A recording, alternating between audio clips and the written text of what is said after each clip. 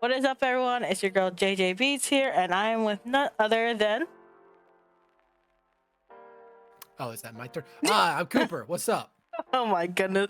I had them do the same thing to me. So it was so funny because I was like, then, and then he was just like, "Oh, is it my turn?" And I was like, "Is it because your name is Dem?" And I was like, "Is it Den or Dem?" So I thought he just misheard me. I was just like. It's always fun to catch people by surprise with just an introduction with a blank space, and they're just like, "Play ad libs, have fun." Or Mad Libs. That's the game. It's just like, oh, okay, I'm supposed to say something. Whoopsie. Oops. So, Ethan Nakamura. This it was so funny. When I reached out to you, I was like, "You sound like Ethan. You want to be Ethan?" What made you say yes to the role? I mean, to be honest, it was just like I went into that, introduction thing on the Discord server just to be like, this sounds like a fun thing to do. I'll just throw the hat out there and see if anybody picks it up. And I mean, like a minute after I do my spiel, I get a message from you. You're like, "Hey, you want to do it?" And I'm like, "Yeah, let's do it." I mean, it was pretty much just I wanted to get in on something, and you immediately reached out. So I was like, okay, I know I fit a bill that you have for me, so we're good. Did anyone else reach out to you? No, actually, I did not get anybody else. Or maybe I should say I got like 40 other offers, but I was already busy with Arya's Choice, and I just had to commit. Oh, okay. Maybe that's the correct answer. I don't know, because I know there's other people who will take multiple offers. They're like, I'm ready to take 12 at the same time. So, I think I'm glad I didn't have that option, because I might have, and then if I was recording for a ton of things and like helping with the actual development of Arya's Choice, I would have been more overwhelmed. Oh my goodness, yeah. This is a production, because you're also programming too. This production was insane. We learned a lot. What's the thing you learned the most with this whole production, I guess? Well, I mean, I got a very, very good grasp of working in Ren'Py. It was something that I had a floating interest in prior to actually signing in, but considering voiceover was, where I wanted to be in it, I didn't expect to be part of the development. But I mean, that was a cool extra thing, and there's a poetic element of voicing the programmer character and helping with the programming of the game. So that was actually what I was gonna say. I was just like, you know what? The whole reason we did that was so you could be more in character. It was like it was all planned. It was all planned. It's so that you could be more in tune with Ethan. Imagine that was the only reason we did that, so that you could... Imagine. I don't know if I'd feel sad or happy about that. I don't know. Ask me in 35 business days. It was just like, you see, we wanted you to actually capture the programming. The programmer in Ethan. So we made you become the programmer in this game. What a way to throw someone into the deep end. I know, right? Everyone else is just like, yes, I started running for the sports guy. They're like, I started doing 100 miles a day to become athletic like the twins. I started painting to become like Michelangelo. You're like, yeah, I had to become a programmer to fit my... So is this your first role or main lead? No, it is not my first. It is my first in a video game or visual novel format. But I've had a few things in like audio dramas and stuff like that I've had, a main role in. But this is definitely a first on a video game, so that's cool. Okay, so are you like what is like your name really well known, or are you still like still trying to get your name out there? I'm still trying to get a good footing. I've had a couple of things I've been paid for. I've had a couple of things that I just am there because I'm passionate about. But I'm really trying to still branch out. I still throw out a bunch of auditions and go, oh man, I need more things to voice. But I've done a few things, and I've been very happy for what I've been able to do. But at the same time, I know my journey's just getting started. Well, I guess how does it feel starting your journey off as the programmer Ethan Nakamura? As a visual, it feels interesting because, you know, I don't know how much you knew prior to. I think I might have mentioned it in my introductory. What's the word I'm looking for? I called it my spiel earlier. I'm gonna just keep referring to that. My introduction in the Discord as I was making myself available. I'm a programmer in real life, so it's one of those things where I got to basically, you know, rehash a little bit of how I am as a person. There's a lot of, you know, me that I see in Ethan, so there's a lot of personal experience I can draw from to make that work. It's just like, oh, that's neat. I get to be very much like myself in this role, so that's always really cool. it was kind of crazy how a lot of people ended up being technically themselves in a way when they ended up playing this role. So it was so funny when I go back to these interviews and they're like, "Oh yeah, he's just like me," or "She's just like me." Like, yeah, no, that's crazy. The thing I wrote down as what I was going to say for what was your initial impression of the character was he's just like me for real, except smarter, which is absolutely true. I don't know if you remember his initial concept designs at all. If you remember any of them. I'm not sure. You're not sure? I don't know. Yeah, if you could show me one of the original OG concepts, then Okay. Heck yeah. I don't remember at what point of development the concept art was at when I jumped in. And this is why I made an art book. Yeehaw! Heck yeah. Yeah, because I'm like, dang, I'm gonna need to save all this stuff.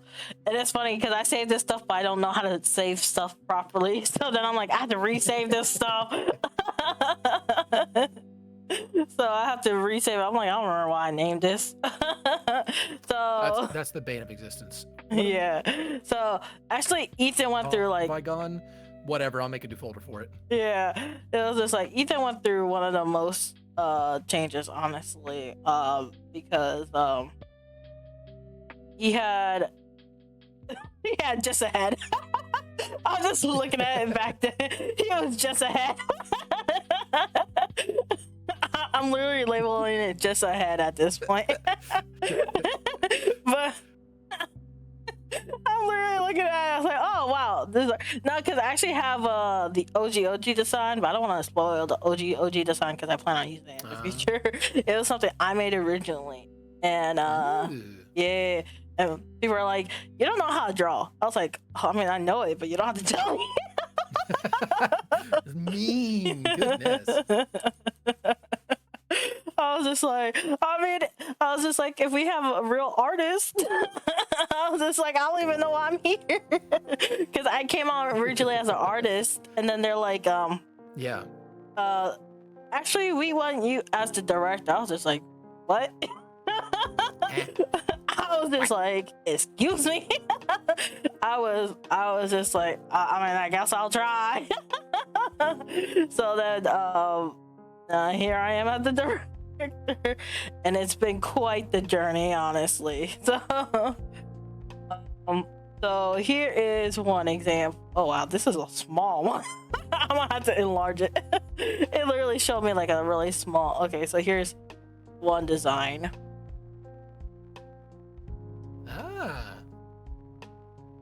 Yeah, that's just a head. Yeah, just a head. Yeah, you can definitely see the similarities, but there's definitely been some changing and updating. And then this is even just before. Oh, it's just black and white. It's just more just a head. Oh man. Is that a collared shirt I see? Mm-hmm. Yeah, I'm glad you went without the collared shirt because you don't like it. You don't like it? Collared shirts in general. It's not a on this art. No, by no means. It's just I personally don't like them, and I'll put that to Ethan. He probably doesn't like that much either. That's your head canon. You're like, you don't like collared shirts. No, it's t-shirts and like a jacket with a popped up collar like he wears. That's one thing. But if it's a monkey suit collar, no sirree. Oh my goodness. He'll tolerate that for as much as he needs to get an investor or go to an important meeting. But other than that, no, it's pajama pants and t-shirts all day long. Oh my goodness. Oh wait, that's me. That's me. Where's the other image at? I can't find it. It literally disappeared when I pulled up the other one. Rip. It's because it's too big. Image. Where's this image at? Oh wait, that's okay. I'll just have to put it. This one is this the head again. Sleepy. I think. Yeah, here we go. Here we go. Oh.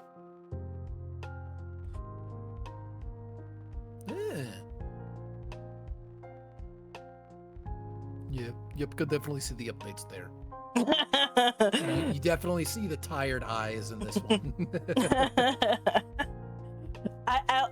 We still kept the headset, but like, I was just like, everyone kept trying to make him look like if you ever played Pokemon, what's it called? I played Pokemon. Yeah. Yes. What's the newest one? Pokemon. Not Sword and Talk about Horizons or no. Pokemon. That's the anime. Pokemon. Scarlet and Violet. Scarlet Violet. Yeah. Larry, the eyes, the Larry eye. Oh my God, Larry. Yeah. Okay. Yep, I see it. Yeah. Everyone kept trying to we get. stan Larry though. That's why I was like, everyone just wants the Larry eyes. I'm like, why you guys like? Everyone's like, we stand the tired 9-to-5 guy. I was like, you guys. I was just like, bro. And then this is But he's so relatable. Yeah, this is the one I actually like the most. I was like, I wish we kept more of this it's design. Interesting. Yeah, I would have preferred more of this design. But which one, the one you like the most? You know, I'm not totally against the pants he's wearing in that. I think I like the jacket that he currently wears. I mean, it might be able to use a hood because I mean hoodies are absolutely wonderful, but yeah, no, I think like mix the pants and the current jacket. You got the goated Ethan right there. Yeah, I was just like, no, you know what? One thing I just with your current design that I just like is not my vibe personally, just because I can't stand an anime. The cow lick. Oh yeah. Every time I see it, I was like, I just want to pluck your hair out. Oh, like, I just want to pluck out his hairs.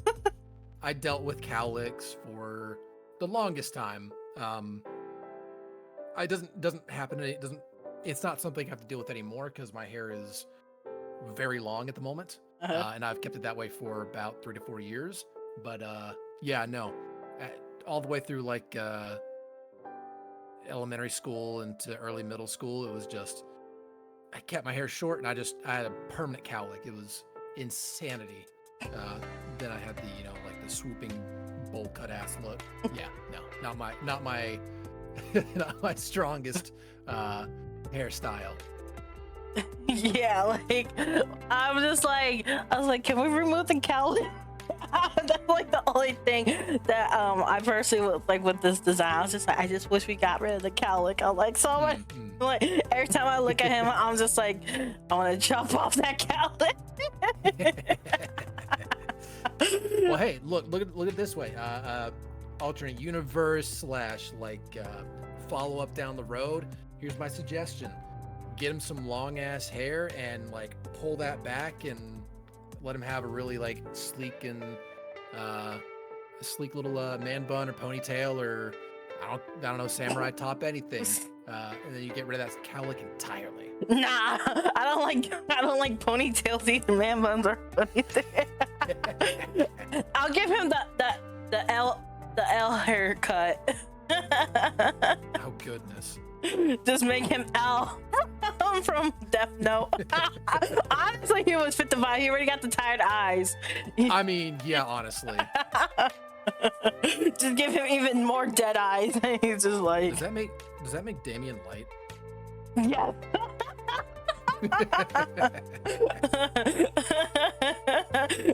Yeah, it fits, honestly. Or no, would it make Silver light? Nah. Silver would be Silver's near. All right, yeah, fair enough. The one no one wants to see. Oh my goodness, bro, that's so funny. Oh my goodness, Damien. Speaking of Damien, what's your thoughts on the love interest Damien, basically your competitor in this whole situation? Oh, you know, he's a smooth talker and he's got his own form of charm, but you know, or he could do better. You know? You think because they don't actually Ethan and Damien don't really interact much. There's not really a rivalry going on. Yeah. Do you think there should have been one? I think it could be interesting to see how that goes. I think one thing that could definitely happen in any level of expansion of the game is having more of that crossover. I think having some sort of capability, kind of like ping pong between Damien and Ethan routes as, you know, things go on, that could be very interesting, where, you know, Arya gets to be a little more conflicted about those two main love interests. So I think a bit of rivalry could be very good fun. Do you think, as it is now, do you think it works better, or it's a negative impact for the game where you don't see them fighting at all? Because I was trying to avoid the stereotype of like two guys fighting for her attention instead of like, right. Yeah. So yeah, I think in that sense, like, it works 100% perfectly fine for this kind of game. I'll personally say I'm not like a massive romance game or visual novel game consumer, but I mean, sure, some will work out if you have a little bit of that back and forth, but you know, some games you make a choice and that's that, and you just move on, and that's part of what, you know, the replayability of a game is. Like, that's what different routes do, that you get to go down one route, explore that as much as you want, and then you can take the game and go a completely different direction. And it's kind of a strength that there's an entirely separate story that exists for the Damien and the Ethan routes, based off of what you want to do, and that's replayability right there. speaking of a different story, your story is over 100 pages. How did that feel, knowing that even though you're technically supposed to be second lead, you got so much attention towards your character? You know, I got two thoughts for it. One, bless Arya's actor for having like both of those scripts and just being like, all right, cool, yeah, banging all that out, plus whatever like side stories there were. It's a lot on her too, like, goodness. But for me personally, I know as I was waiting for the go-ahead, the green light to actually start recording, I kept going, looking at the script and reading some things, and you know, essentially like booth testing some lines in there. But I just watched that page count grow and grow and grow, and I was like, okay, all right, it's kind of funny. Okay, stop. no, wait, hold on, wait. Why is it 80 pages? Why is it 90 pages? Why is it 100 pages? And yeah, that was an experience. Then you're like, okay, go ahead. I'm just like, ah. No, because it was a lot to look forward to.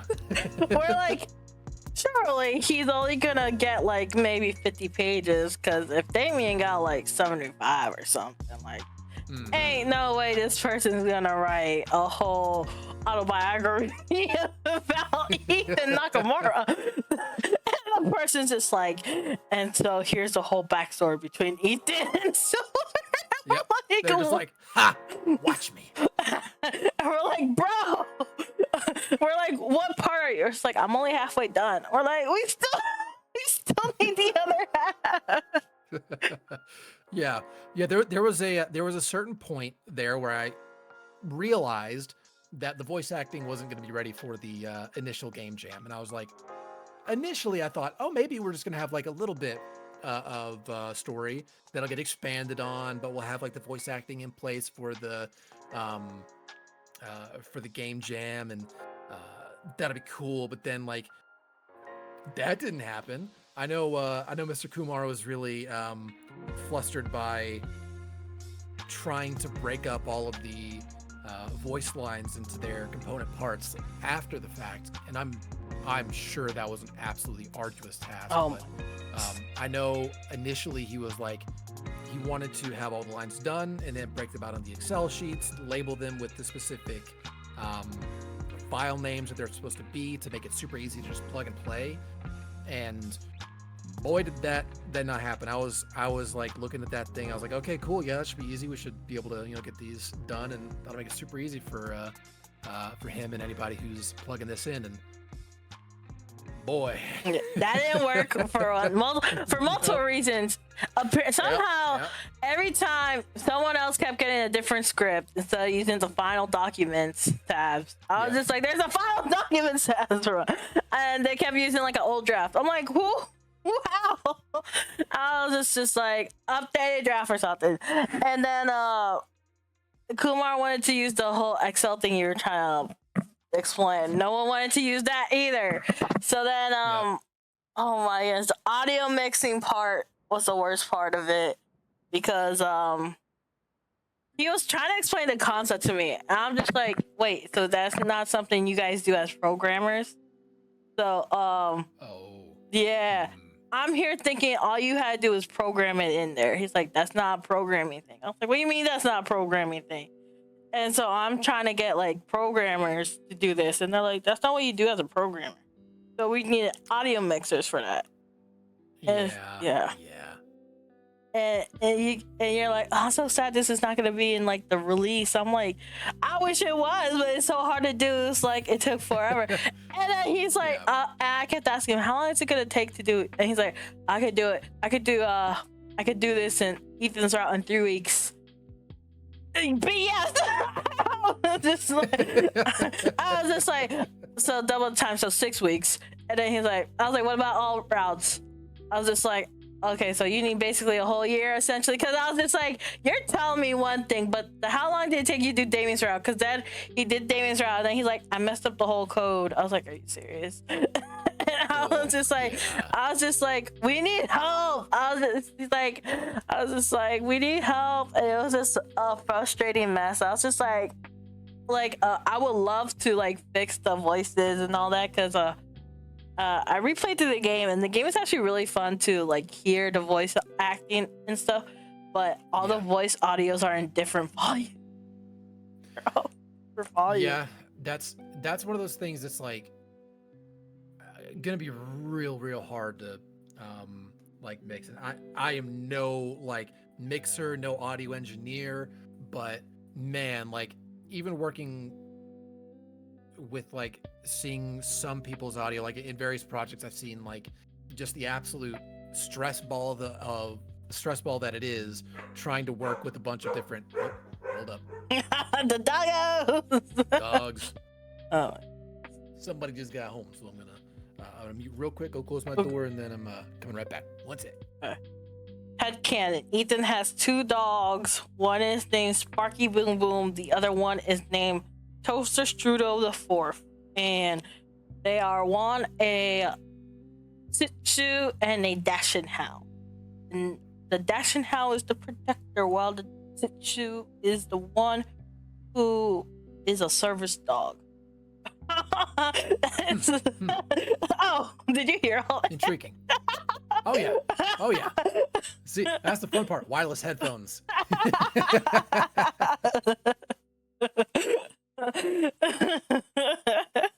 Imagine that's just like now a canon event. It's just like, I mean, hey, is your character? If that's the headcanon, that's probably canon. It's just like he has 2 dogs now. Toaster Strudel and Sparky Boom Boom. Now the question is, which flavor of toaster strudel? Strawberry. Strawberry? Okay, yeah, that's fine. Strawberry, blueberry. Honestly, blueberry probably makes sense for his jacket. That is true. That is true. I know I was always the bigger fan of the like the cinnamon sugar or whatever's like the cinnamon roll toaster strudel. That was fire. Ooh. I haven't had that in a long time, to be honest. Cinnamon toaster strudel the fourth. Such a silly thing to even think about. He just gets 2 dogs. The cinnamon, the service dog, toaster strudel the fourth. Oh my goodness.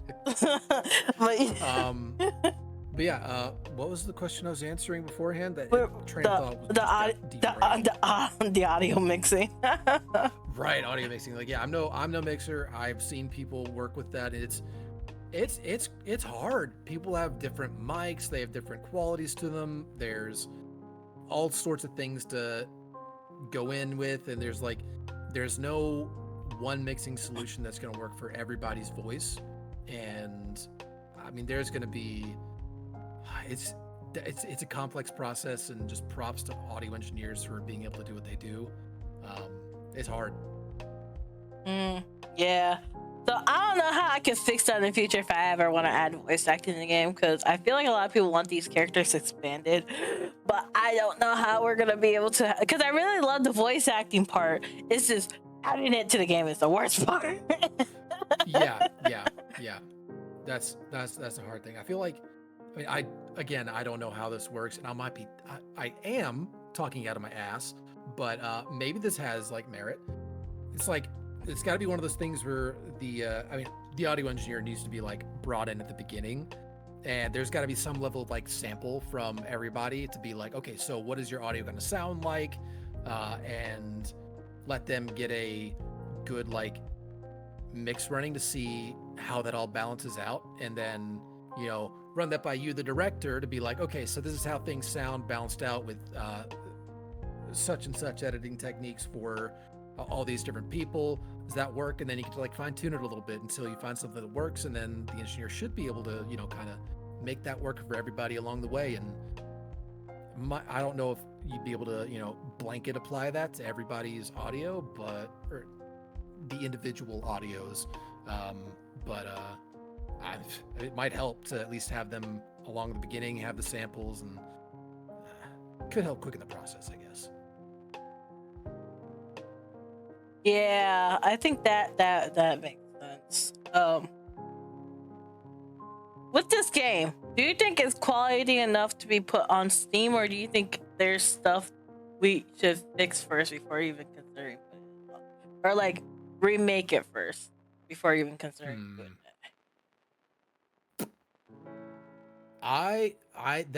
That is a tricky question. I think it has the right qualities to go up and be out there, but I mean, to be as harsh a critic as I can, there's probably some elements that could be polished before it is up there, to make sure that it actually like really thrives and people don't write it off if they see something they're not the most happy with at the outset. I don't know if that's going to be just like another pass at the audio, or if that's going to be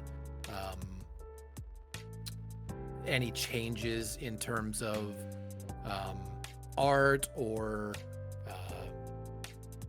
the script or anything like that. Like I couldn't say myself what it may or may not need, but I think it's at that level where it's ready to be there, but there's always room to improve it to be fucking amazing. Yeah, like it's like this is still the beta stage, even though it could quote unquote be complete, but even though people would like it on Steam, it's like it's probably better to like enhance it still, because like right. this was still essentially rushed because this was for a jam. So like whether or not this was like this would be like a free or a paid game in the future, like we would have to consider like, is this the thing we want to post out if we would want to put it on Steam. Right. Yeah, no, because I always had that thought in my head. I'm like, first of all, it's $100 to post something on Steam. I'm like, I like the game, but I'm like, I don't want to spend another like $100 on this. Like, that's a lot of money on this. I'm like, I like all that we did towards it. I'm like, I like that it's on Twitch and stuff. I wish there was more traction to it, like, and I do like to try to market it, but like I have no marketing skills. I'm unfortunately like none of these characters in all marketing majors and stuff like that. I never got their skills, unfortunately. But like put it on Steam is just like I was just like, there's so much potential in the game, but it's just not out there because of all the inconsistencies there is in the game. Yeah. But like, what is your thoughts on the story? Because I took a more realistic approach instead of a more cliche approach.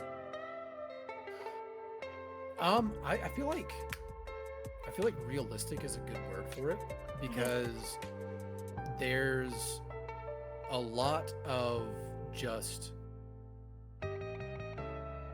real conversation, it feels like, that happens between these characters. It's not something that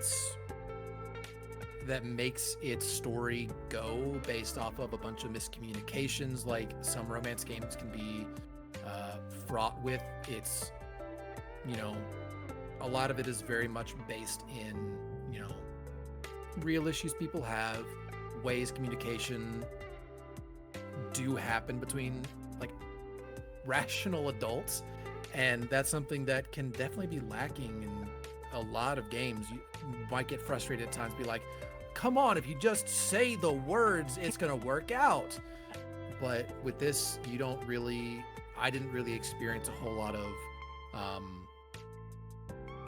issue with things going unsaid and causing a lot of hurt and pain that way. That is nice. That's refreshing. I mean, there are obviously elements to stuff like Damien's story, without getting into spoilies, that he definitely wanted to keep secret, and for good reason. But it didn't feel like it was just a classic, oh, you read a innocent text from one of these characters talking with their sister, and then Arya got upset that it was them talking with another girl, and oh, this terrible thing happened. No, it was just, people. And it was a study of as it was intended, a study of the psychology of how people work into relationships, and the different factors that are described at the beginning of the game. I mean, I think that's why the whole psychology thing really works, is because since we used the whole psychology aspect of it, it had to be a more realistic approach to the game instead of a more fantasy. Like, even though there is quite supernatural elements to it at times, it's like you have to have you have to have real conversations. Well, we'll talk about the supernatural later, but it's just like I think that's why it's like love and psychology is really like the selling point of it. Is just like, it's not like oh my goodness, I saw you talk to another girl, that means he's not available. It's just like actually talk it out. It's not a game that relies on what's the word I'm thinking of? It's the like petty. vain. It's not about like the vainer aspects of, you know, relationships. It's better. Just the word. It's better. How to describe? Yep. How to describe a game? It's better. Better than what? Better. Just better. About the actual questions I had. And we can get to spoiler territories if you want. Do you think Ethan makes more sense for Arya, for all compared to all the boys in general? I can't say that he's like the 100% best choice. I can't say. I think that's generally going to be heavily dependent on, you know, whoever's playing. I think it's up to the personal interpretation of what Arya might like and what kind of person she might be into. Some people may not be as into a reserved person like Ethan and might not enjoy someone who is, you know, super technically minded and maybe a little more literal and maybe more difficult to find common ground with, and that might suit better somebody like Tanner or Silver or Damien. Maybe they like the mysterious and interesting type of Damien, and that's perfectly fine. That's part of the choice. Well, I just mean like in your opinion, like from. Like, oh, in my opinion, yeah. I mean, is it biased to say yes? Yeah. I mean, the voice actor for Damien, he was just like, I want to say Damien, but low key, you guys were playing favoritism with the Ethan story. but I mean, let's think about the action that happened in the Damien storyline. I mean, dude is a bulletproof vest for Arya, really, and does his best to be that way. I mean, that's a fun dynamic that, I mean, you don't get that with Ethan. You talk about Ethan's AI, so I don't know. It's hard to say specifically. I don't know. I don't think I can lock in an answer on like who I think is best, or if Ethan is best for Arya, on my personal opinion. So it was I need to play the game more. You should. You guys could download it on itch.io for free. Give it a 5-star rating. 5-star rating, make it popular. Donate. No, it was funny because I asked him, does he think Arya and Damien should be? He said no. He said, honestly, that would be a bad relationship. And he was like, because Damien has too much demons going on in terms of like all the stuff he goes through. He's like, low-key, I ship him with Layla. He's like, I mean, do you ship Ethan with Layla too? You know, I don't know. She might be a little much for Ethan. I think that's a level of outgoing and extroverted that doesn't suit him quite as well. Honestly, if he had said yes, that would have been everybody who said yes to Layla, because everyone keeps saying, honestly, I would have preferred if the guy ended up with Layla. Everyone keeps saying Layla should be with like everyone keeps picking Layla over Ari.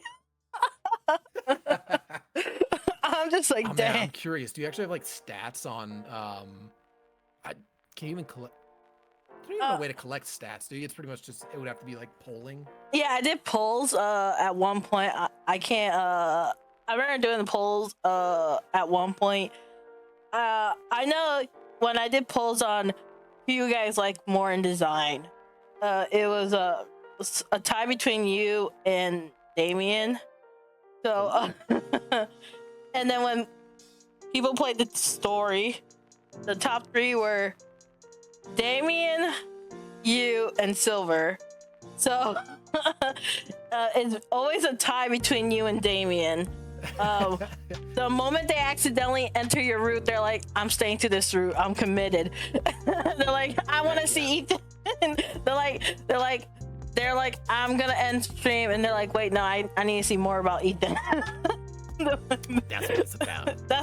It's so funny because they really like the Ethan story that much. The thing is, the Ethan story is the one I know least about because it's too long. Wait, have you not played through the Ethan route fully? I played through it, but the thing is, it's like that's the one I have to like skim. yeah, it's a lot to pay attention to. That is for sure. I've seen other people play through it, but then they skim through all the female dialogues for it. They're like, they say, I don't care about the girls. I just want to know about Ethan and Arya. But I do know something, which is one of the things I was gonna bring up about the backstory between Silver and Ethan. Yeah, that's a whole interesting story there, isn't it? Yeah, what's your thoughts on that backstory, honestly? Because I cracked up thinking about it, honestly. Silver is a very special kind of person.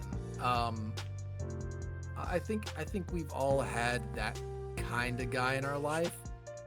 Maybe not to the same extent, but just the one that pushes your buttons. Mm-hmm. And like, I felt bad for Ethan with some of the stuff that was said. And it's just like, damn, man, that feels cruel.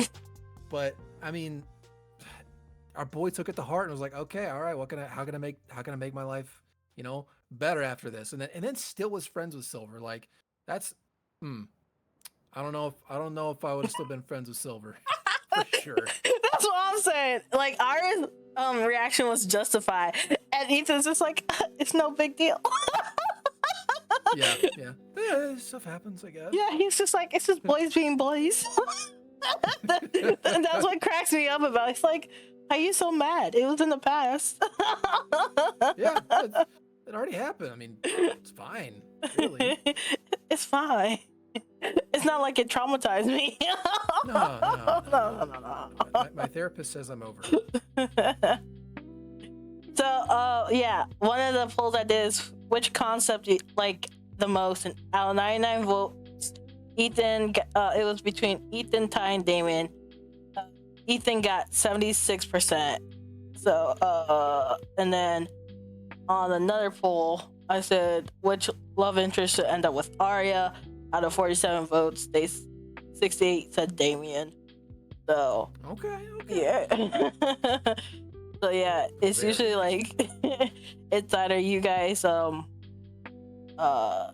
it's either Ethan or Damien who's usually winning. Yeah, another one was 56 votes, and it was Damien who won with 66%.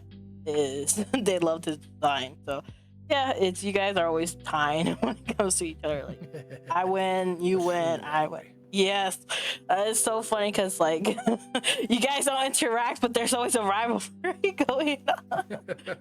So, Arya's choice 2, presidential election, Ethan versus Damien. Honestly, Arya's choice 2. Arya's wedding. Who did Arya end up with, Ethan or Damien? Here's all the other side characters. Did they actually? And then they're like, wait, what about Layla? So yeah, Layla actually did have a route with Ethan. What did you think about the Layla Ethan love story that happened? To be honest, it's been a while since I've hit that, so I don't remember super well what happened. Is that the one where they kind of really locked in at the towards the end? Yes. Okay. I thought that was really sweet. Like that was a good little thing where they just kind of found the way they wanted to be, and I'm really trying to remember. It was a Ty and Tanner were they like competing for Layla, and then Layla's like, wait a minute, I'm gonna go see the nurse. It was funny because I think Ty is with Serenity, and Tanner is literally on your case the whole time. So you're trying to be with Layla, and Tanner is straight up like, I'm coming too. And you're like, this. Oh yeah. It's like, oh yeah, the more the merrier, I guess. And it's like, ah. You're just like, get a hint. So that's why I asked you, it's like, what are your thoughts? Because you said that it was too much, but at the same time, that dynamic showed that Layla could also like be at the same level as Ethan. That is very true. Layla's a very honest person, very sincere individual. So that definitely, helps in a lot of ways. I think a lot of reasons why people kept asking for Layla too is because they kept saying the voice. So it's the voice. I don't know if you ever got to play the game with the voices. So I haven't gotten to the end since the voice package. I did just download the most up-to-date version, so I've just been kind of going through it at a snail's pace. Yeah, snail's pace. Were you Did you not were you upset you didn't really get to see a dynamic between Serenity and Ethan, or what you think the dynamic would have been with Serenity and Ethan?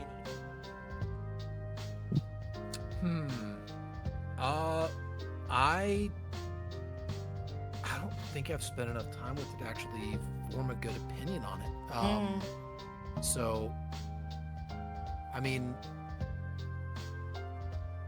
yeah, I just gotta throw it back to you. I don't know if I would have sought more of a relationship between those two, or what. What would you have wanted to see? Do you think that there was something there? Do you think there's something there generally between all the characters? Like there's just tons of possibility, or well, do you think it might not have worked out? Well, the dynamic was supposed to be like if the girl, if Arya didn't end up with one of the guys, the girls would have been in that dynamic. Unless we picked the one route where one of the routes was supposed to be Serenity ending up by herself because she realized she didn't have to be in a relationship. That it's okay being single, because that's a message in itself. But when it comes to visual novels, people usually see it as a negative to be alone, get an ending where you're by yourself. So, but I feel like that's a strong message in itself. The thing is, when I did the diagram, I messed up and ended up writing up the thing wrong. So we had a route where two people ended up with the same character. I was like, oh no. So we had to quickly fix that. And so then and we also realized Michelangelo was barely anywhere to be found. So we're like, I guess Serenity gets Michelangelo and Layla gets Ethan in one route. So that they're kind of like an exclusivity type of situation where they can't always get the same character. So like in Arya's case, she cannot end up with Tanner no matter what. And then Layla cannot end up with Michelangelo, and Serenity cannot end up with Ethan. So yeah. So I mean, I think there could have been a way to write a scenario where they ended up with those respective characters. If Ethan and Serenity ended up, Serenity could have been talking about marketing, and Ethan could have taken up, but it's more so like the dynamic that would have been in that scenario, because like, you have because you already have the introvert extrovert with Layla and Ethan, so it's just like, I don't know, be a different flavor of it. Yeah, so it's just like, what would Ethan actually get out of his shell in this example, so it feels kind of different. Yeah, it would kind of have to be somewhere where it feels like it's different and not just a repeat of what happened before. Right. So, but yeah, I don't know. I mean, I guess it's possible, but at the same time, it's like, is it really necessary? So, Yeah, yeah. It's like I feel like it's only necessary when you really like have the time and space to like expand on the story and like just increase the density of the game. And I mean, in that respect, you'd probably be able to really flesh out some of these things and find where those differences and unique aspects lie.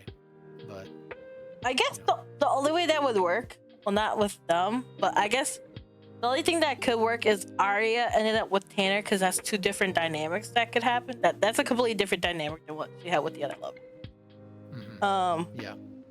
But like honestly, if the Michelangelo with Layla and the Ethan with Serenity is just basically a repeat, so it wouldn't be necessary. It would kind of be like, I mean, it would be more. I feel like in that case, it would be better off for Serenity to be by herself in that, and Ethan kind of maybe they build a friendship instead of an actual romance. Yeah. That could be the thing. Just like a partnership in more of a business sense, or just a friendly relations. And I don't know, maybe leave that route open to where Ethan is, kind of the same mind. Doesn't have to be in a relationship with somebody, but can still, get that fulfillment elsewhere. Yeah, I think that way we could have that original message we were going for. And then with Layla Michelangelo, I feel like there could be something done with that, because Michelangelo never got a spotlight. So I feel like maybe it could be like actually pushing him out of the comfort zone, because Serenity really didn't do that. So it wouldn't be a repeat in that scenario. It would be like she is literally making him do stuff.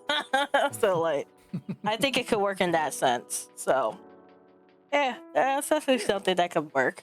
So, yeah. Yeah. What do you like about Ethan?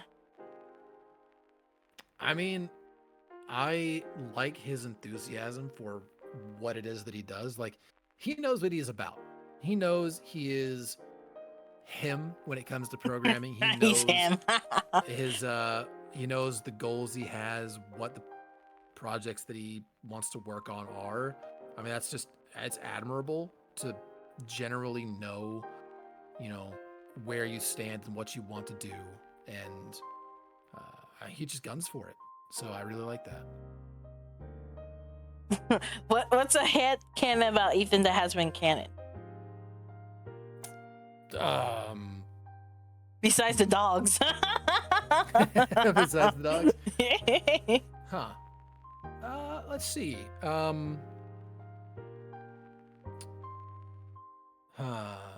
feel like I want to like peek back a little bit. Let's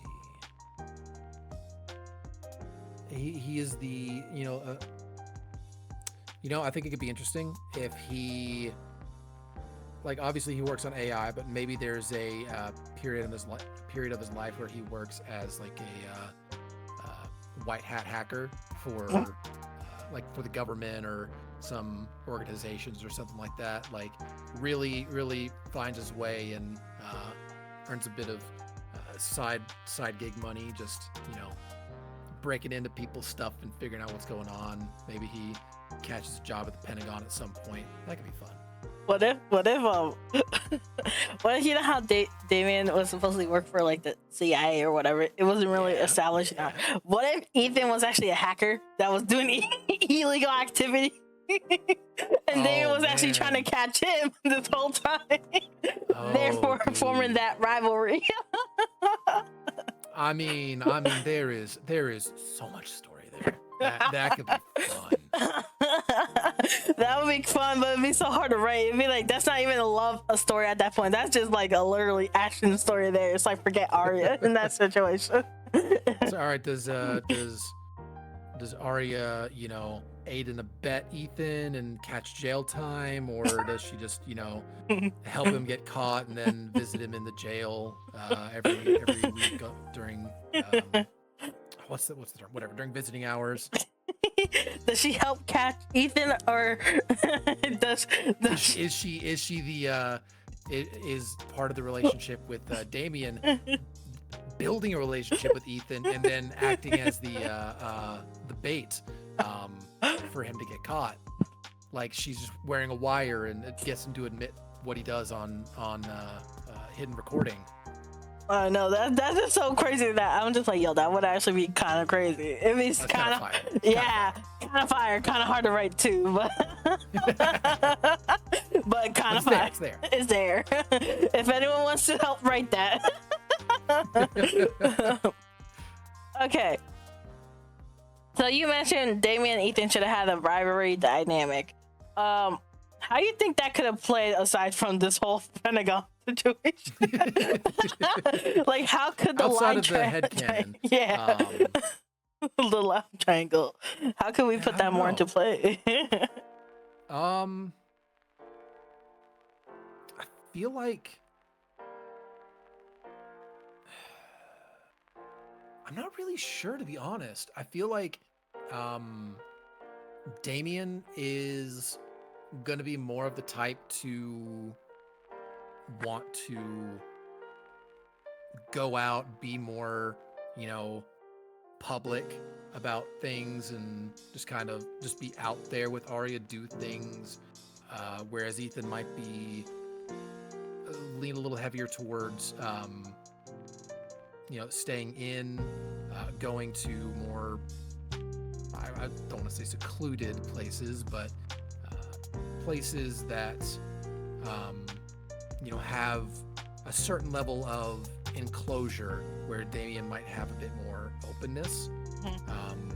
And that whole thing could be like, what does Arya like to do? Does she like to be in more intimate spaces, or does she like to be in more open air, out there and being seen? And it could just it could cause some friction. Like Arya's invited on a date with Damien, and they go and do this extravagant stuff, and she gets to dress up and go out to some fancy place, and Ethan's just like, what if we went to the internet cafe and played some games, or did VR, or went to an escape room or something? I don't know. I feel like there's, obviously I'm no expert, but I feel like that's something. Could be something.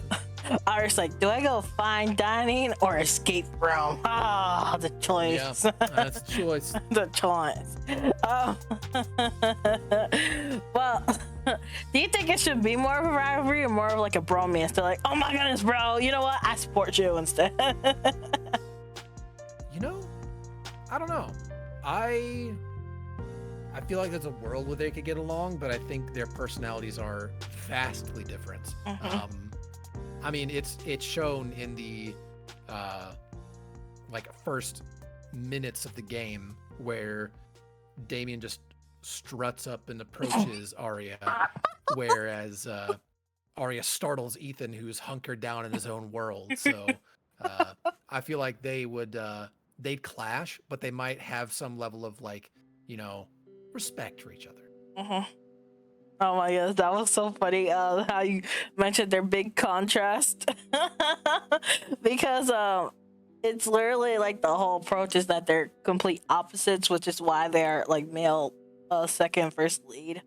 But it's to decide who should be really the canon first lead and canon second lead, because in K-dramas there's this parody. It's even if the first lead shows up second, he is still gonna win my heart. And I literally, when I saw that, the next time I saw a K-drama, that's literally what happened. This one girl, there's this drama that happens, and she sees this guy thinking that that's the guy, but the plot twist is that's not the guy, and so the other guy wins. This is I'm like, that's so accurate. Yeah. And with how the story went, it's just is Damien really lead, or is Ethan really the lead? Yeah, yeah. Oh my goodness. What's your favorite thing about Ethan? Because you said you liked Ethan, but what's your favorite thing about him? I mean, I think I mentioned that I like that he knows what he's about, but I think one of my favorite things about him is when he gets to geek out about he wants to show off this really cool thing to Aria or to Layla or to anybody and just be like, yeah, I've been working on this really cool thing, and he just goes into this long and just fast talking, fast paced, high energy mode where he's just like, yeah, this is the really cool thing, blah, blah, blah, blah, blah, blah, and it's just a million miles an hour, and he's just like, yeah, I've got to show you this. Cool. And there's like one of two reactions. Either they're just like, okay, or that's cool. And that's familiar in a sense. I know what it's like to just share those things that I'm passionate about and completely lose somebody in the process, or just having that support for it is really cathartic, you know? So I like when he gets to share what it is that he's passionate about. There's two things that just make this that came to my head. It's like when the girls were playing this game, there's like when they hear Damon's voice, it's funny. It's like, oh, he's so handsome and stuff, or oh, he's so old. It's one thing they say.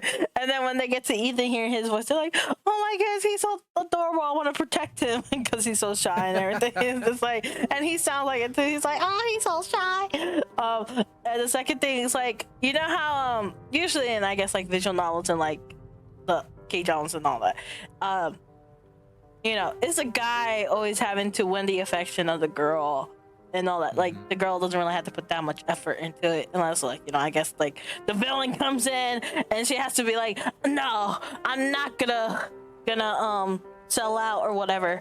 Yeah. The ending for Ethan, if you remember what happens, Arya does this gesture. I think Layla kind of shows a gesture in her way. How does that kind of make you feel of like how she kind of reciprocates? You may have to remind me. So she learns this is spoiler territory, oh, but it's right. fine. Yeah. Yes, the binary. Yeah. Yes. That's that is very sweet. And the fact that she did is just like it just touches the heartstrings. Like it was, I mean, like it was literally something I thought last second, but then when people played it, they're like, she literally learned binary for him. Like, it's just thinking about it. It's just like, you learned a whole coding language. It's just say it's just like the gesture. Like, I was just like, I didn't really think about it at first when I inserted it. I just thought it was like kind of like a funny moment. But then it's just like, I can't believe she learned that.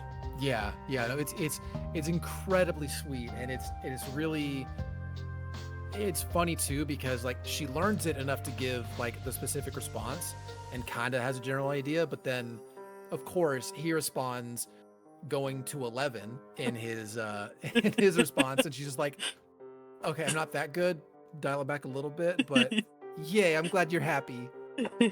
Yeah, she's just like, yeah, ditto, I guess. So, Yeah. So yeah, I was just like, it was like such a like throwaway moment that is just like, it makes sense in the moment that I didn't really think would it be so impactful, but it is, like, looking back. And I was just like, oh, that's like really cute in hindsight. And there's like certain moments that when I talk to other voice actors where they look back and it's like, oh, that's really cute. So like another example, it also relates to like specific characters per se. One is like the overall character for Layla. It's like when I made the character for her, it was just because I just overall like the design and aesthetic, and it's just like it meant so much more to other people I didn't think about. And then it just went over the top, and so like the when all that happened, the other boys ended up being fleshed out, and like the whole dynamic ended up being fleshing out her and then the arcs between the twin. So it's just like every other character started getting influence. So it's just like it's funny seeing how a little change can make such a big difference and have like I don't think you ever played 999, but I like to call it like the snail effect.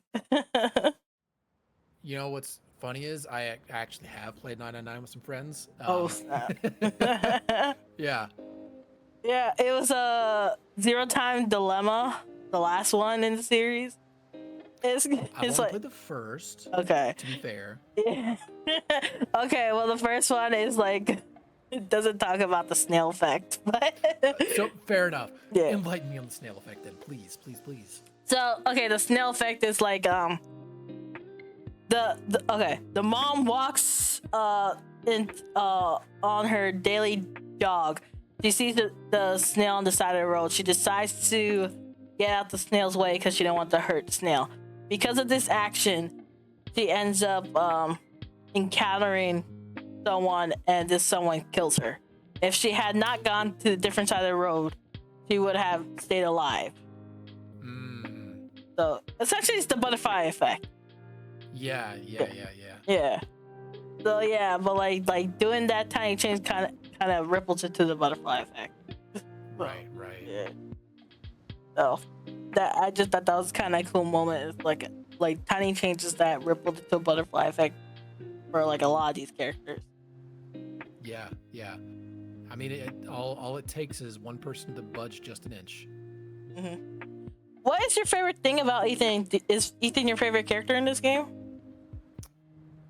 Yeah, I'd say he's my favorite character for sure.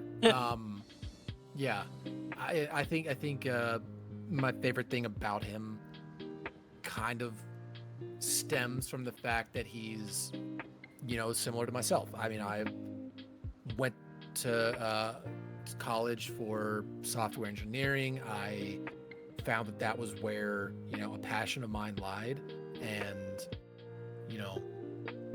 I wasn't terribly experienced in relationships at that point either. And just throughout college and after I, learned more and more and, eventually, found the person that I really did want to spend the rest of my life with. And it's fun to kind of step back into that period where, he's the unexperienced, the reserved version that still is just unexperienced and what's the other word I'm looking for? Just the young element. It's good to be young again, kind of thing. I mean, he's only like 10 years younger than me at this point, but still. 10 years. I don't remember. That's a lot at our stage of life, Yeah, back in my day. Back in my day when I was in college. You're like, oh man, college days, those were so old. I'm so old now. Pretty much. Oh my goodness. Dang, that's crazy to me. Just picturing that a few years from now, I'm gonna be like, I'm so old. I can't explain it. Every year passes, I get older. I know. It just keeps happening. It literally, no, I feel that way too. I say that. My friend's like, you're not even that old. I'm like, no, I'm forever 21. That's the joke. I'm like, I'm not. But yeah, honestly. Yeah, I just pretend. I'm forever 21. No, I'm not. I'm just like, once you reach a certain age, you're just in denial. You're like, I'm not. Yeah. I'm not. Yeah, when brain stops developing, you just stop. That's fine. Exactly. Counting. You just deny it. You just like deny. unless you had to do legal papers, you're like, oh. Yeah. Okay. What would you like to see more from Ethan, even though he had like the most development? But I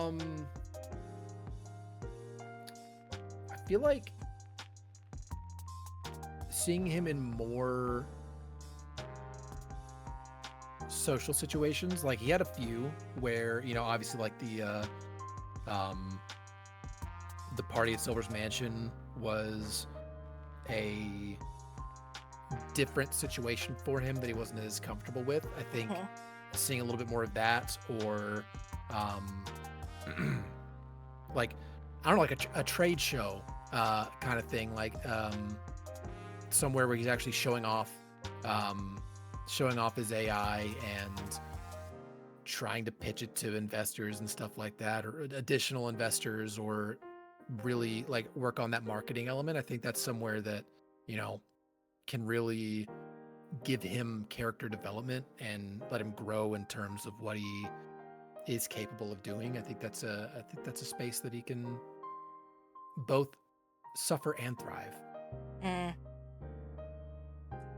Do you wish he was in more of the other routes? Because he was hardly in the other ones. Right. I mean, and yeah, and to an extent, sure. But at the same time, just based on his nature, like, I feel like any meeting of him in another route would be like purely incidental. He's just gonna kind of be like head down, nose to the grindstone, very, you know, goal oriented, where he wouldn't necessarily have as much of an impact, because if there's nobody that's actively bringing him out of his shell, then what reason does he have to break out? Yeah, like him and Michelangelo are like in the same boat, honestly. Yeah. And looking back now, I feel like they're kind of the same character. Is that one is on the computers and one is about art. So I was just like, I guess one has a more soft side and one is more blunt. But I was just like, how are these characters really that different? Like, I don't know. Right. I definitely feel Michelangelo is more outgoing, though. Yeah, like, I guess, like, he's not shy, Michelangelo. He's just very focused on what he does. But, like, to me, I'm just like, because they both, I'm thinking about it, it's just like, they're both really stuck in their route. Damon is stuck in his route, too, but it kind of feels like, because he's the main route, it feels different. So, like, right. Yeah. So it's just like, because you have to reject Damien in order to like move forward with other routes. Yeah. In a lot of ways.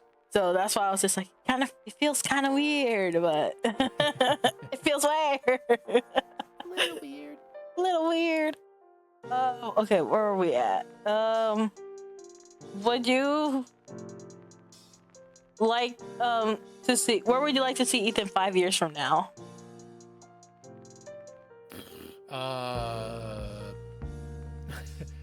I feel like it'd be interesting to see him like heading up a company, either being like the CTO or the owner of some company. Maybe he's passed off the I don't think he would have sold his app. I feel like he would make more out of it and really, you know, bring more usage out of his AI and just make it bigger. And at that point, it'd be interesting to see like how widespread it is and how much more he's able to do and bring to the table, and like just kind of be a big player in the tech space, be a Silicon Valley juggernaut.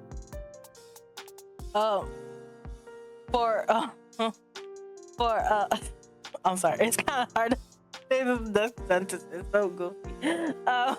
Because you mentioned Ethan's kind of like a younger version of yourself, so I was just like, would you kind of want that to reflect in the other game? Or what other game? Yeah, it is a tricky one. Yes and no. I feel like Ethan's path is definitely different from my own. I'm nowhere near the, you know, technical expertise level that he is. I think he truly thrives and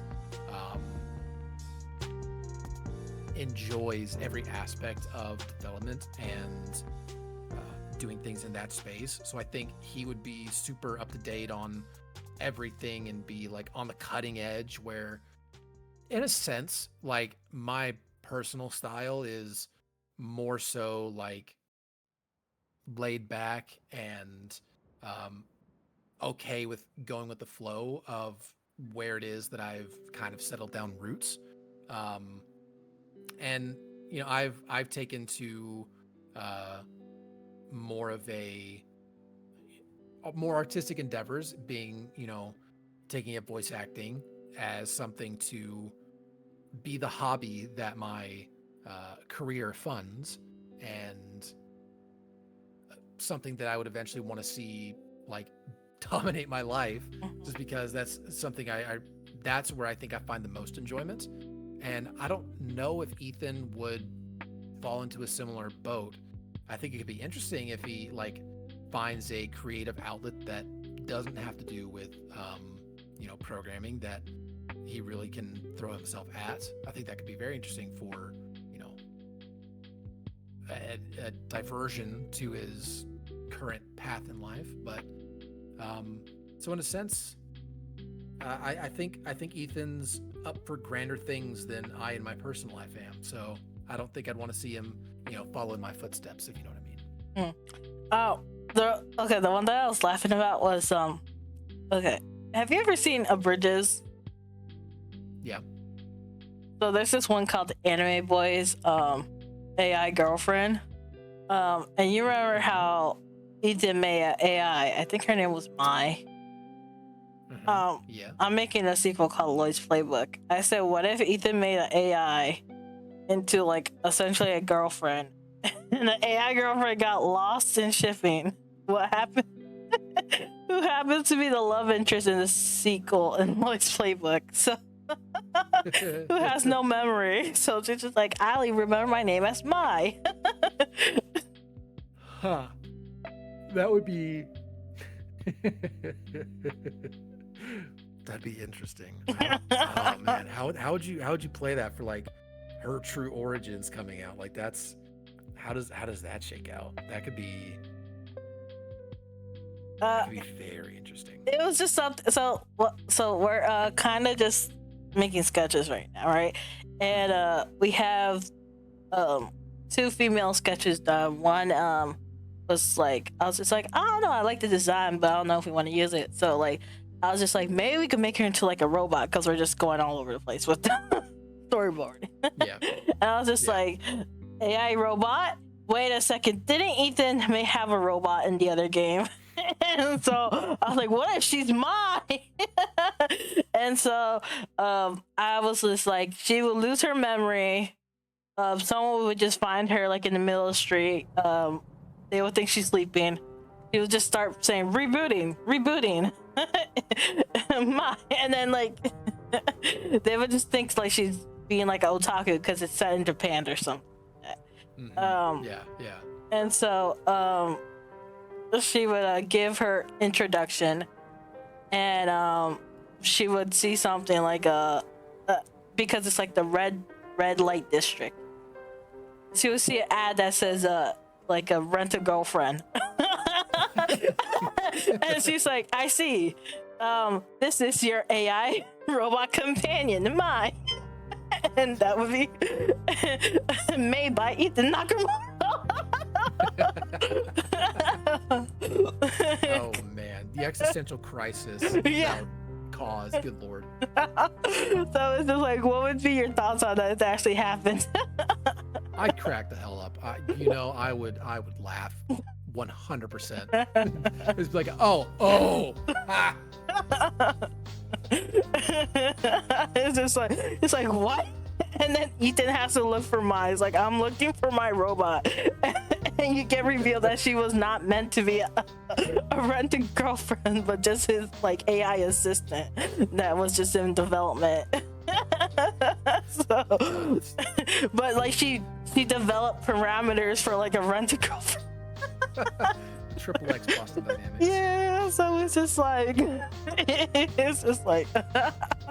the whole dynamic between that is like, oh my goodness, she became too aware, too sentient. Oh my goodness. So yeah, I don't know, it's just kind of funny. the voice actor for Tanner, we literally had something where we were like, hey, so how would you feel if Michelangelo was actually the twins' half sibling? And he's just like, wait, I'm listening. He's like, how would that work? Intriguing. I said, hot girl summer. I said, Daddy forgot to bring home the milk. Oh no. I said he had his red pill face. Oh God. And then he converted. So like we just have it. I was just like a whole bunch of what if scenarios since like this game has no fan base, like not a huge one at the moment. I'm like we could go anywhere with this story. I was like we're so grounded in realism. I was like I'm going from realism to just comedy. It's just Oh yeah. It's like I'm not into visual novels, but this one would be it. Speaking of which, if we did like a sequel or something involving the character, would you want to voice him again? Yeah, I'd definitely be down to. Yeah, because I know Kumar is just like, oh, it's so hard finding voice actors. I was just like, because the budget and whatnot is, I was just like, I mean, we do have voice actors, and I think he's more afraid of like, because he wants to make a paid game, and so he's right. Yeah, but it's like not paying the voice actors, because you have to first make a profit first. So he wants their stance on it first. So it's like yeah. That's one of those things. Like I know there's been like there's a lot of roles out there where the director's like, okay, so there's like a deferred payment agreement, so like based on like a Kickstarter or the success of something, it's like that's always something that can happen, like if payment is going to be a part of it. Like I mean, I think generally like if it's going to be like a paid thing, you would generally expect like at some point to compensate the people who like developed it and worked on it. But I mean, obviously it's hard to get off the ground floor on that kind of thing. So I mean, you just gotta find people that are willing to be like, hey, yeah, so until this happens, like I'm good. If it doesn't end up working out, then I had a good time on it. But if it does, then yeah, take care of the people who helped you make it. Yeah, I mean, yeah, like it's like the whole deferred thing is like it's just like because you never know if it gets popular or not. So it's just like like maybe a fixed amount later on down the line or not. But like because it's like if you want everyone to see, if it doesn't, it's like as long as you had fun along the way. Because one of the problems with volunteer work is like if you have no passion, then it's like stuff isn't gonna get done. So yeah. So what do you think is end game for Ethan and Arya? I don't know. I guess if we're looking like past like college, are we talking like Ethan Arya relationship? Where do they go? Like how many kids, or like what are we thinking here? Like just in general, like let's say they got together, or like what you think would work for them? I think for those two, I don't know where I 100% see Arya going in terms of a like profession. I think if she follows down the path and like just works in psychology, like I mean they could both just end up being career professionals, and I feel like the relationship could definitely work out to where they'd want to essentially like lock it down. But I don't know if they're the types necessarily. At least I don't know if Ethan would 100% be the type to be like, yeah, I'd like to, settle down and start a family. I think he's the type that wants to be like, I'm always wanting to continue the grind, get to the next thing, and maybe that's what works for their relationship. Maybe they both just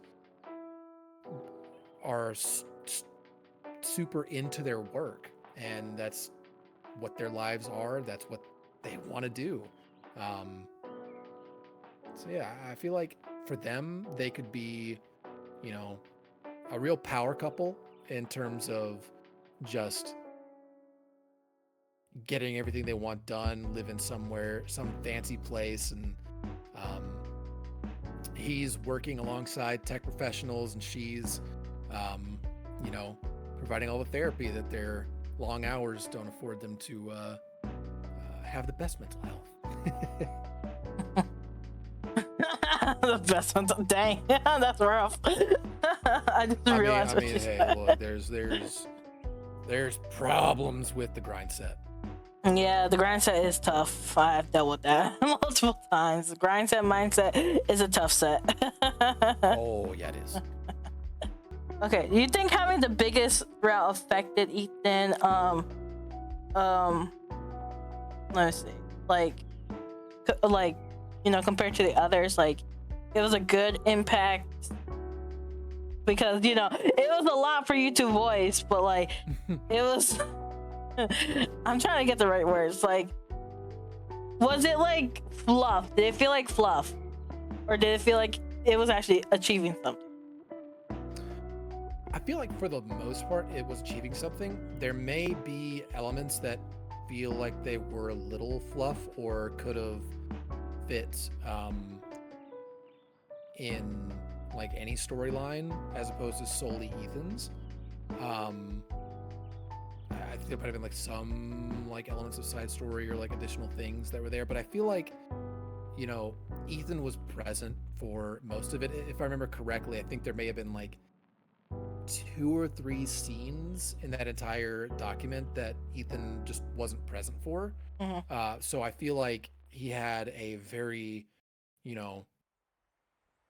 high level of development throughout all those parts of the story. So I think it very, very largely served him well.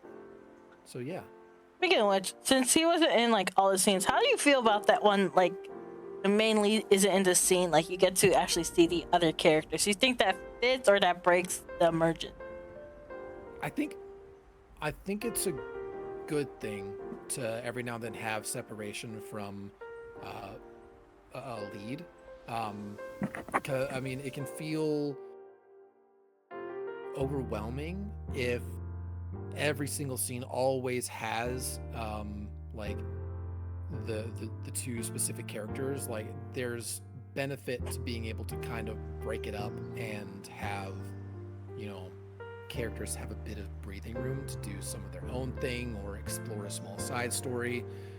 You don't I mean, I play a lot of Dungeons and Dragons, and if you're always on the main quest, there's just a lot left on the table for you to explore. So I think doing a bit of side questing is always beneficial. Explore the world, see what that random person over there has to say, and in this case, get some perspective from some of the other characters in the cast, and learn a bit more about them, and then come back and rejoin the main element of the story. I think it's good to get the breathing room. And how do you feel about the establishing the female relationship aside from loving?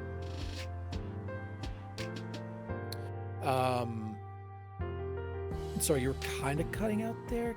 How do you feel about establishing, like, there's a lot of times where we're able to just focus on the female, like girls establishing a bond, friendship. We had to unfortunately cut out the boyhood stuff, like the boys romance, boys night out. But how did you feel about establishing the female dynamic? I liked it. It felt good. It was like one of those things that was just like, yes, absolutely.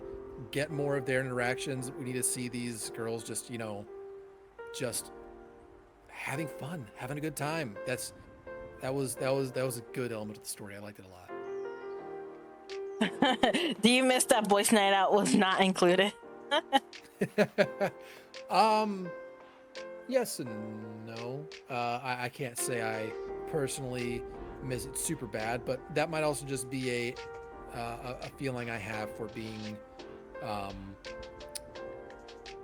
little Ethan coded myself, where I'm a homebody, and the boys' nights out, while they're fun, you know, that's a lot of social interaction right Yeah, because you and Michelangelo are not part of that. It was just that was like everyone but you and Michelangelo. Yeah.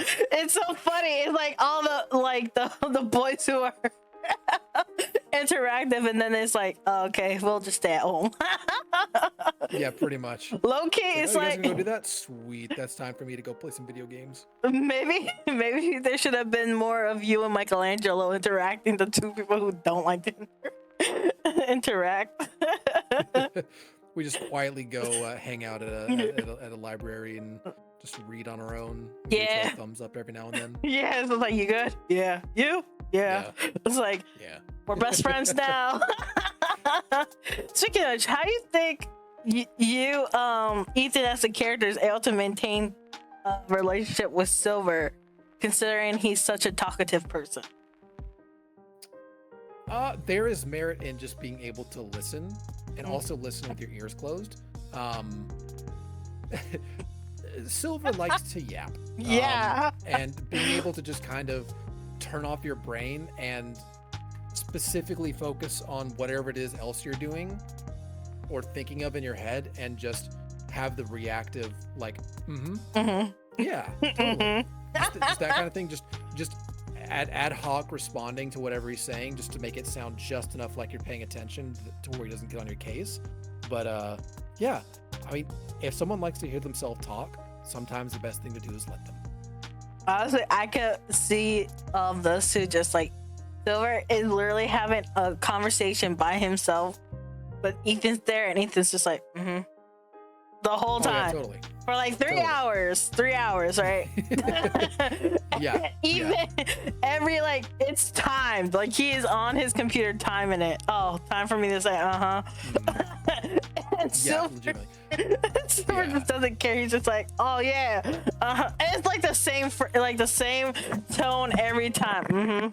It's just like, he doesn't even try. No. It's not gonna be the same tone every time, because he knows well enough that eventually someone will catch on. So they're varied enough to where it is legally distinct. He said, "No, I gotta change the tone." I feel like with Silver, I feel like with Silver, you could get away with that though. Probably. Yeah. But everyone else, say it's. Yeah. I'll say with Silver, it is very helpful to have that one, like, really talkative friend, because if you're ever in a situation where it's like you, that friend, and one or more people that you don't know or want to interact with, you just twist the little spring turn key on the back of your talkative friend and just let them go. What do you think Ethan's strengths and weaknesses are? I mean, I feel like weaknesses are definitely going to be most things to do with marketing / self-marketing / being out there. He's personable, but he doesn't necessarily want to be, or doesn't necessarily want to invite that energy. So he struggles in high energy situations, and definitely excels at anything where he gets to take his time, because if he gets to go at his pace, he definitely gets everything done and change. And if he's under a crunch due to someone else's schedule or behavior, I think he's gonna, stumble just a little bit. So he likes to keep things at his own pace. But that's not to say that his pace is slow or like unbearable at all times. No, it's his pace. With Sometimes it might be too fast for others. because I already told you how Ethan is ranked first or second. If Ethan wasn't the second male lead, who you think would be the best alternative to replace him from the boys that we have there?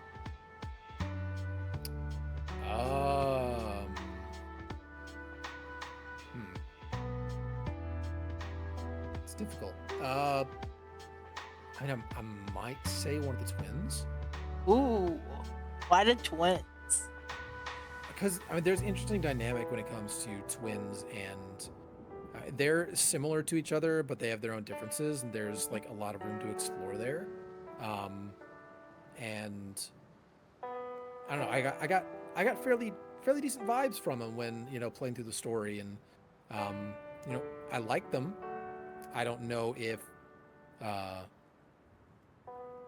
one has more to offer than the other or not, but they seem like a fun bunch, and I think there's just a lot of play there with twins like that.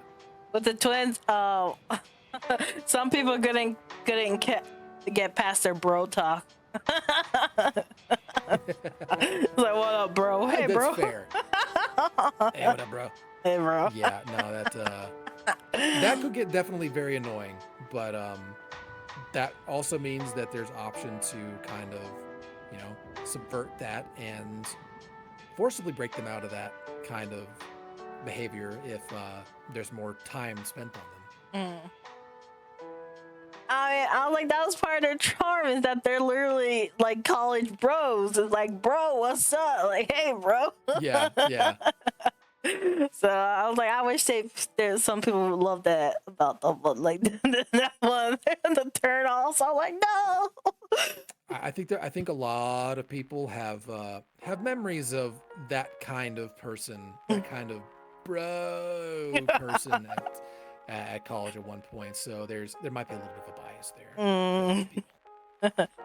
So it's like, you're one of those people.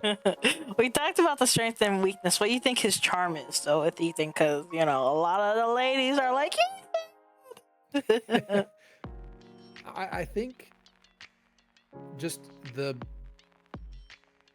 sincerity and the just earnestness that he gives off. I mean, the guy is unapologetic for the way he is, and doesn't presume himself to be more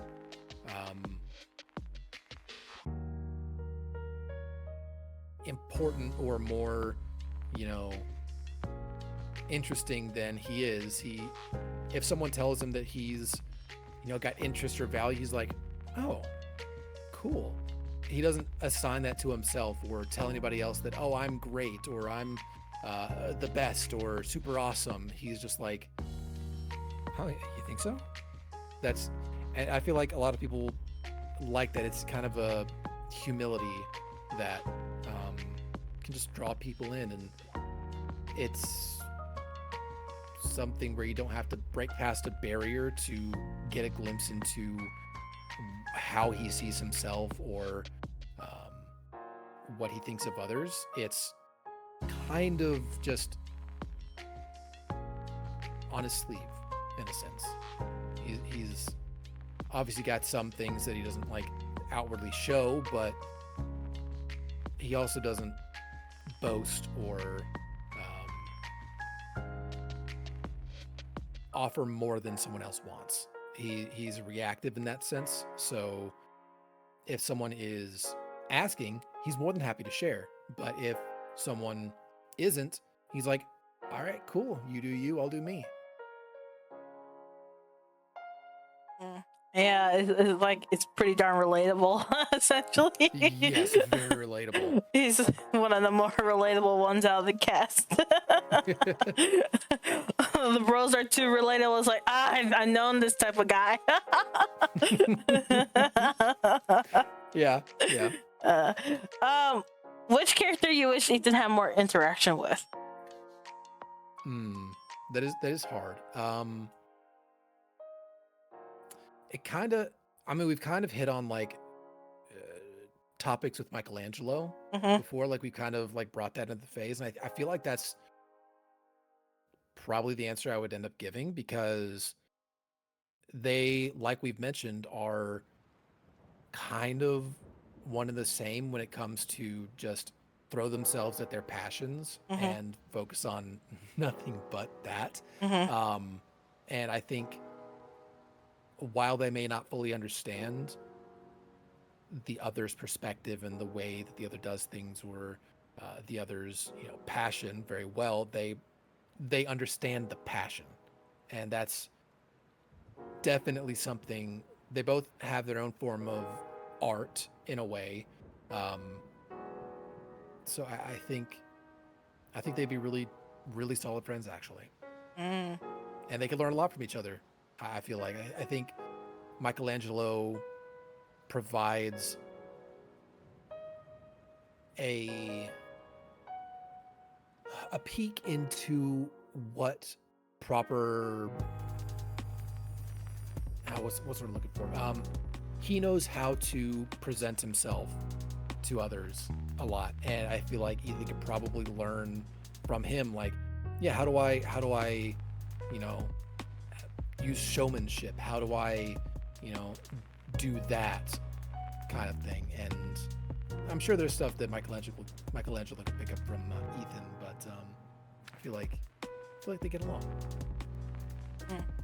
And your overall thoughts on Ethan as a character? Ethan Nakamura. Ethan Nakamura. Nakamura. He is a very personable, relatable, empathetic, and understandable character. He is, I've said it a bunch, he's a lot like me, and, you know, I really get him.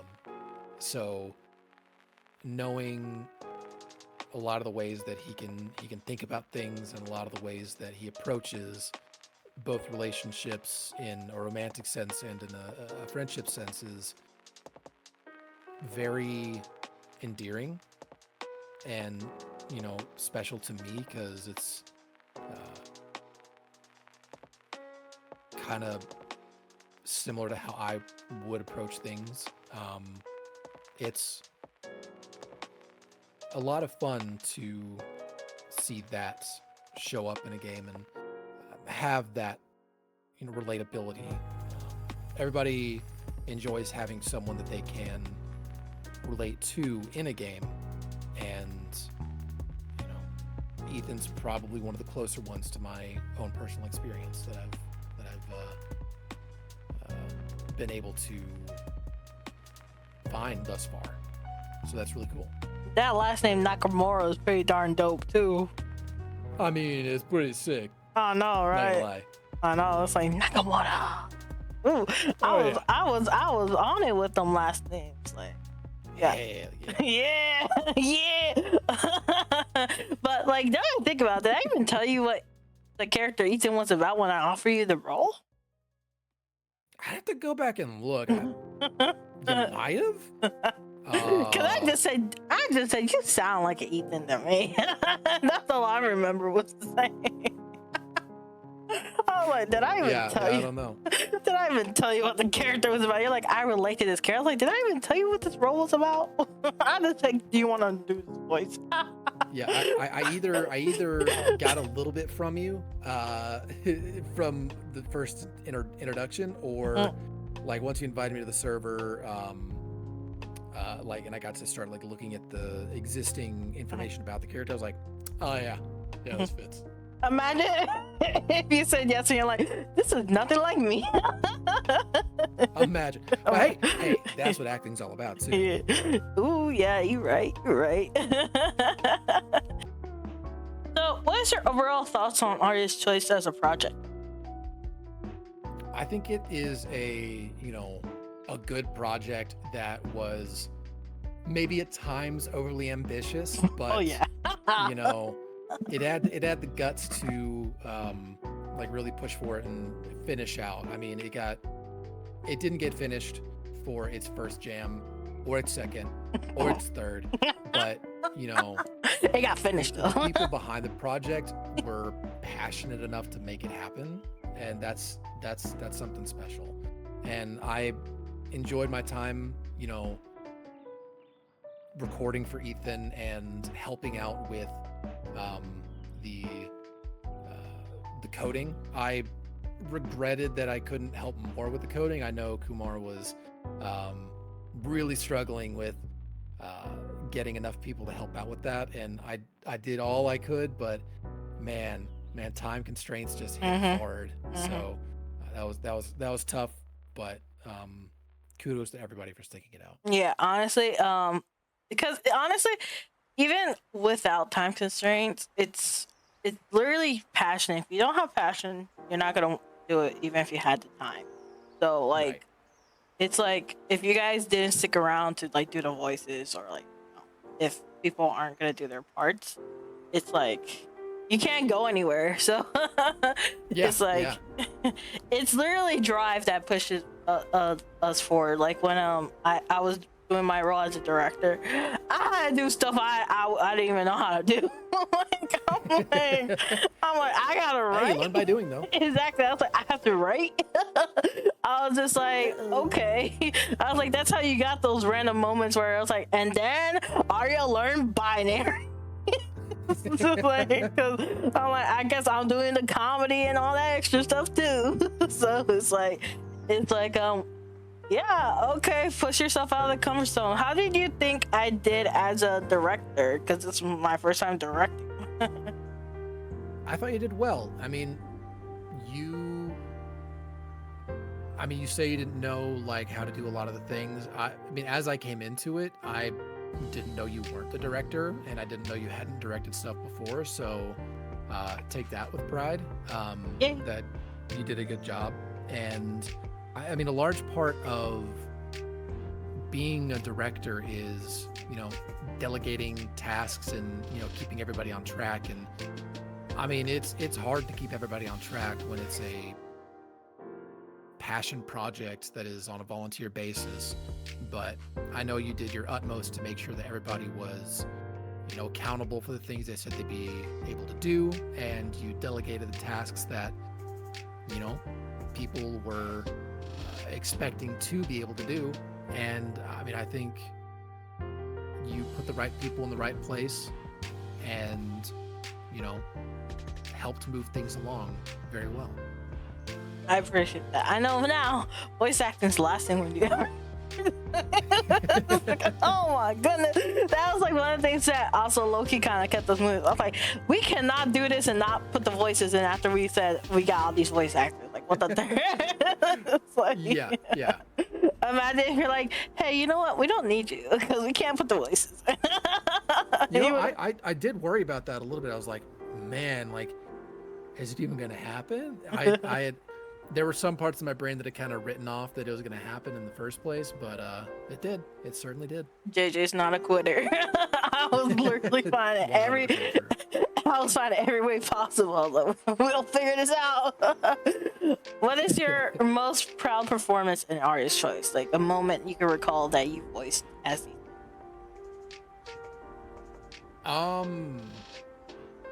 Off the top of my head, I think the sad boy moment at the rejection is probably one of my, favorites. Just like the defeat of, oh. But I also really liked the part when Ethan is like just about to, or is like confessing to Arya like outside of Silver's Manor, and then gets completely interrupted by Silver interjecting at the time. I think that whole section was really fun. And then I did really enjoy talking about Ethan and Silver's past. I can't remember what exactly was the final submission for the lines there, but I remember I was trying pretty hard to go back and forth and like, okay, now do I put on like a silly voice to try to do like the impressions of Silver or anything like that, and that was a fun time trying to get there. But I think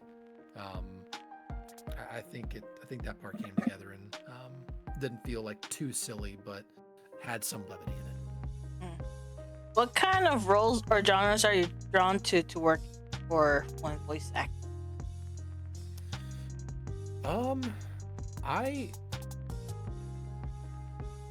It's hard to say. I enjoy working in,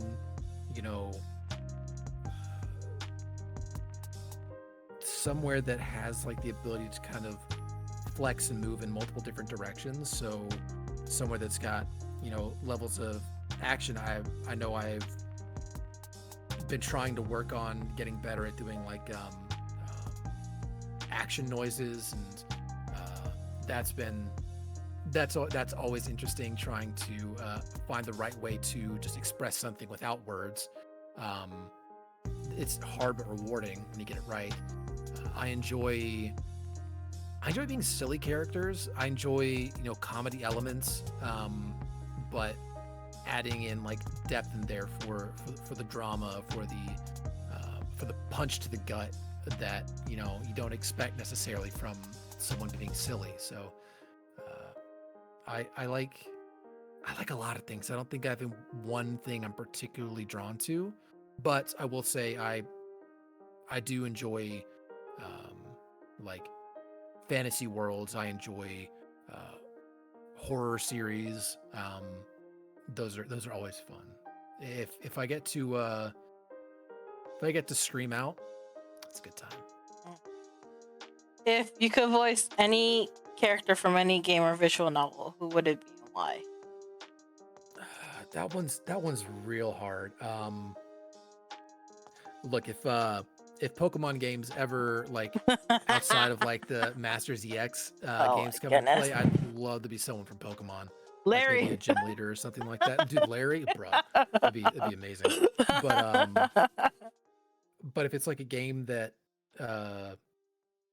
I've played before, if I was like in the shoes to have been that character, oh God, I don't know. There's a lot. I mean, I've been, just because it was one of my favorite games as a kid, the Sly Cooper series. Like, if I could be Sly Cooper, that'd be sick. Not only because we share the name, but because I just really, really love those games. What's your favorite voice to do?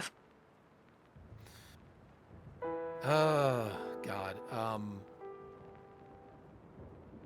Of characters I've actually voiced, or just voices that I like to do to either just do them or annoy people? Any, however you want to answer I enjoy doing the Smeagol voice. It's fun. that. Sounds like Stitch. I love it, Stitch. Okay, yeah, that one maybe a little Stitch. My Smeagol might be off today. Do you have a funny moment? Potatoes. Do you have a funny moment from Arya's Choice? Oh God, it's been long enough that I do not remember the like the bloops or anything like that. I'm sure I have some point where I just like choked all over myself trying to do something, but or maybe there was like I feel like I remember there was like some moment where I had some like really weird like croak come out of my throat, and it was just like a weird little throat noise that I could not explain or repeat for the life of me, but I think I like save that off and have it as like a little sound bite somewhere on my machine, just waiting, and it's just like that was weird, but I don't think I have any moment that I'm particularly like, oh man, I really flubbed this line, or went like too haywire on something. What- I'd have to look back. What about like a funny moment in game, like as in it made you laugh when you saw it? Huh. Trying to think. I think it was comical having the explanation of what Silver was like to Ethan before, than him just being nonchalant about it. That is always fun. And then there's the just the interactions with Misa, just being like, "Oh yeah, no, hey Misa, can you do this for me?" And she's just like, "Do it yourself." Do it yourself, you little bum. I can't do that for you. It's like, no, do it. I don't feel like it today. And the sequel, she's just like, doing it. That sounds complicated. I shall not. Yeah. Yeah. You know, you mentioned like her being like a bot having to do with Rent a Girlfriend and Lloyd, is it the upcoming project? Yeah. Lloyd's Playbook. Yeah. Have you ever played Arcade Spirits? I have not.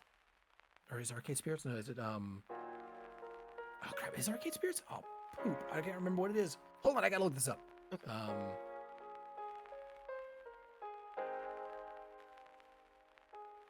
Yeah, Arcade Spirits. Yeah. That's a fun visual novel that has an AI in there that is like a matchmaker. Mhm. So, kind of reminds me there. And Misa, you know, adamantly refusing to be the matchmaker. I don't know. Maybe Ethan would add that functionality at some point. Be like, I see matchmaker functionality. Sounds complicated. Denied. Deleted. What? Delete. That was 300 hours. Too bad. That was the whole purpose of you. Does not compute.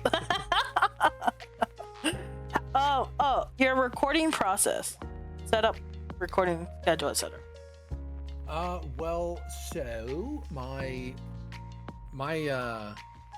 recording setup is kind of like shifted and adjusted over the last like several years, but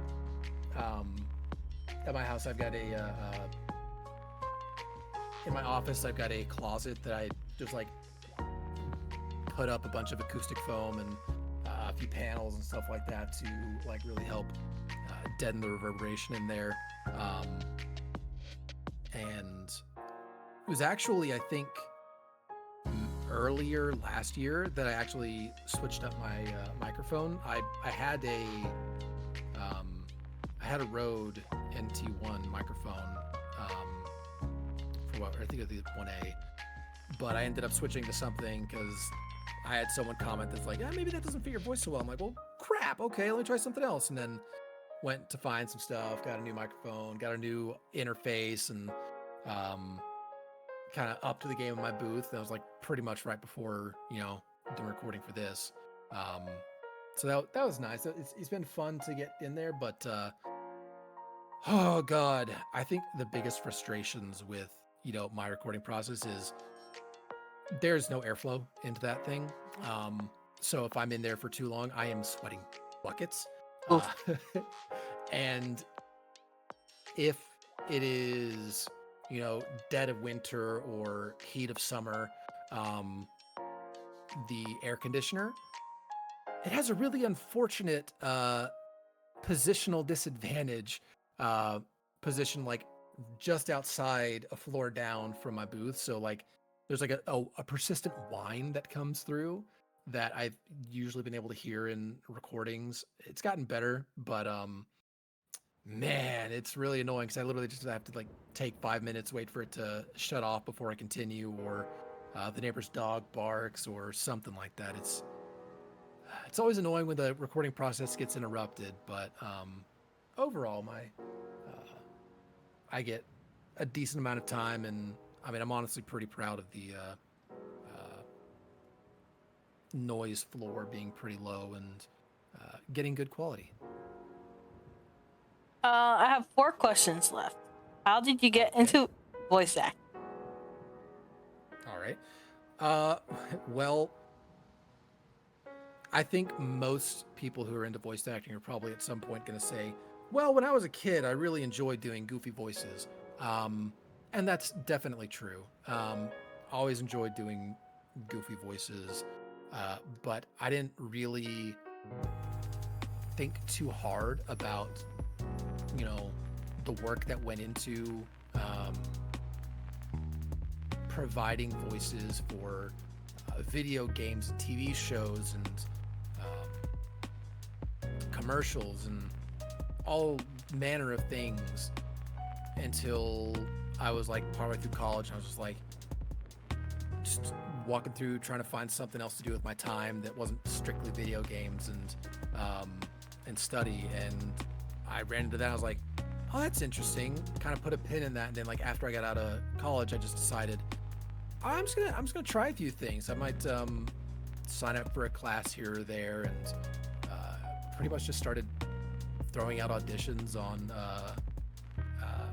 Casting Call Club, and just kind of expanded where I look for auditions and what I do, taking a fair number of classes, but I've just been kind of slowly building up my repertoire over a number of years, and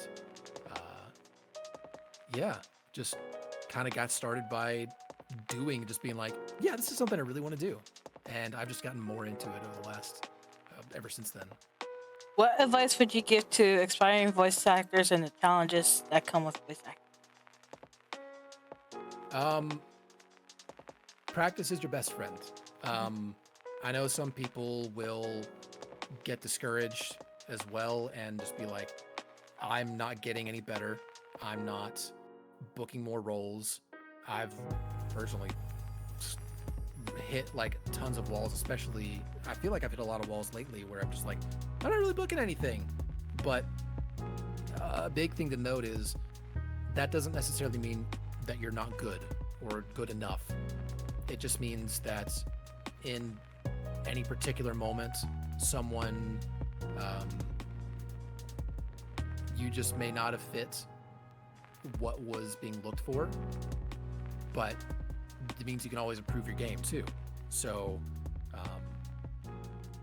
there's something out there for you. There's always going to be something out there for you because there's a near infinite number of projects, and you're gonna land that role. You're gonna be able to get better. You're going to be able to work with really cool people, and it's not about booking everything instantly. It's not one of those things where if you don't break into it quick, then you're stuck in limbo forever. Everybody's journey is different.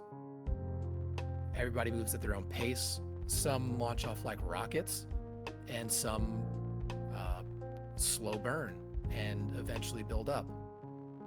There's a ton of people that would have started a lot later in life and they've still made it and had amazing careers, and anybody can do it.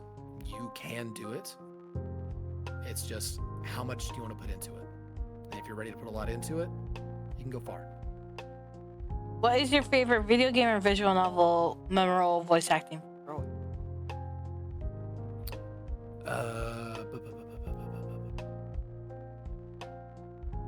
Or in general with voice acting, like anime voice acting performances? What would be my favorite? God, as I try to think of like what I've found the most incredible, like my entire brain just shuts off, and like the switch for talk about this kind of thing, it's just that's gone.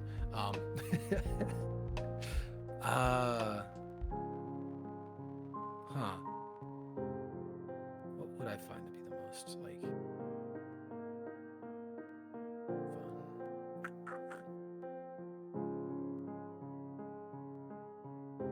Yeah, damn. My brain just said, nope, you can't recall anything right now. Ethan Nakamura from Artist's Choice. But I think if I were to pick like what some of my favorite, and you're talking about like just having listened to, you know, a series, like what's a time when I had like the best vibe from the voice acting, basically. Yes. Yeah. I mean, just to go off recent experience, I would definitely put it to Arcane. Like Arcane has had like such a massive impact, and all those actors were absolutely incredible. I think Silco in Arcane is probably one of my absolute favorite characters, and he gave an incredible performance. I don't know if you watched Arcane. I have not. I heard so much about it. I just have not seen it. It is 100% worth a watch. Chat would probably make me watch that one day. We'll see. Probably still won't watch it. I don't know. Maybe if I really want to. Maybe if I really want to. One of us. Finally, where can people find your information about your work and so forth? Social media.